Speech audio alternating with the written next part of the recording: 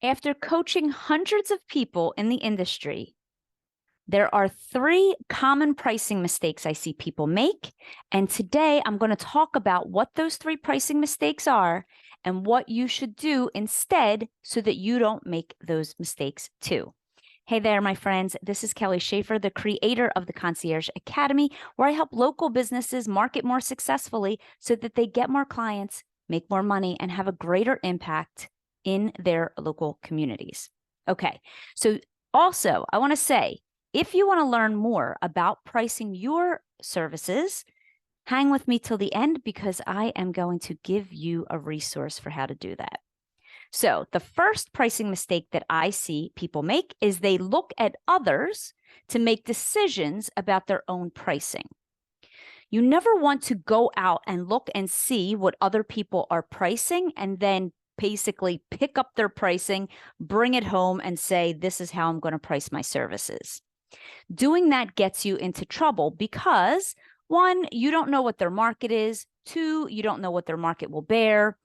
Three, you don't know who their ideal clients are oftentimes. Four, you don't know if they have sales experience. Five, have they been in the industry for 2 years or 5 years and they've gone up in their price? So a lot of times what I see people do is they go and they pick up somebody else's pricing and then they put it on themselves. Instead, what I want you to do is look at other people's pricing and then use that as a starting point for your own inner guidance. And then you will run that decision through your own guidance. Because what I see happen a lot is people want to charge high-level services before they've developed the skill and the confidence to charge high-level services. So when you are pricing your services, here's what I want you to look for. When you come up with your pricing structure, if you feel a little bit nervous about it, especially if this is the first time you've ever started a business and you're asking money from strangers, basically for the first time ever, feeling nervous is normal and is okay. Feeling resistant will actually block you from getting paying clients because your resistance is usually an indication that you don't actually believe yet in the pricing that you are quoting. So use other people's pricing as just information to look at as a starting point and then run that through your own decision-making process and come up with pricing that might feel nervous but not feel resistant around. The second mistake that I see people make is making your pricing overcomplicated. So what happens is when you are overcomplicating your pricing, so what that can look like is you charge $20 an hour for online research and $30 an hour for pet sitting and $40 an hour for running errands and $50 an hour for organizing a closet. This is where your pricing gets overcomplicated. You do not want to do that. Because when you do that, what happens is you are actually confused about your own pricing. When you're confused about your pricing, then your potential clients will also be confused about your pricing. So you want to make sure that it's really easy for your potential clients and buyers to understand how your fee structure works. So stop overcomplicating it. The third mistake that I see people make is a price to market mismatch. So a couple weeks ago, there was a member of my fully booked business club. She came in and she asked a question in our private Facebook group and she said, should I lower my prices? Someone said I was too expensive. And I said, you're not going to lower your prices yet. And let's have a conversation about why this came about. And what we discovered was that, and she didn't see it at first, was that she had a pricing to marketing mismatch. Here's what happened. When we worked through our pricing course, she established her prices at a certain rate. And it is because the services that she offers are a premium service. It's not running errands. It's not driving people. It's a premium service. So we priced out her prices and she had a beautiful pricing structure in place.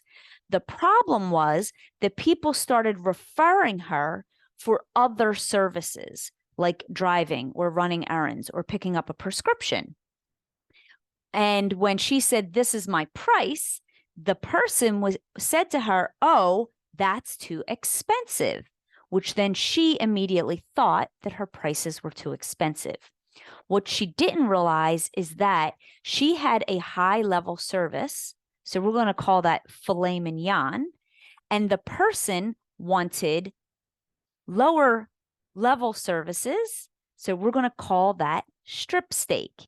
So her prices were set to serve filet mignon. The other person wanted strip steak. So of course, if that person were to go to the store to buy a strip steak and it was priced at filet mignon costs, of course, then somebody would say this strip steak is very expensive.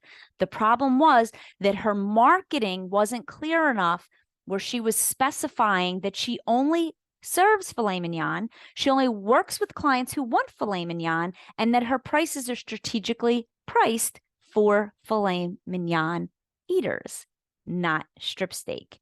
So if you are having a problem where people are saying you're too expensive, go back and ask yourself, when I priced my services, what was the marketing? Who was the services for? And am I marketing to that person? Or am I somehow drifting down, being in situations where people are asking me to do other services that are not in alignment with the prices that I originally stated that I was going to charge in my business? All right, my friends, those are the 3 top mistakes that I see people make. Not running your decision-making through your own inner filter, making your pricing overcomplicated, and then having a pricing to marketing mismatch. Now, this is work that we do inside our Fully Booked Business Club. It is part of our pricing workshop. And if you want some help doing this work in a group coaching setting, then I'm going to put the link below where you can hop on the wait list for our next enrollment of Fully Booked Business Club, where we'll be opening in January of 2023. If this video was helpful, my friends, please make sure you hit up that like bell and the subscribe button so that you don't miss any other upcoming episodes. Bye for now.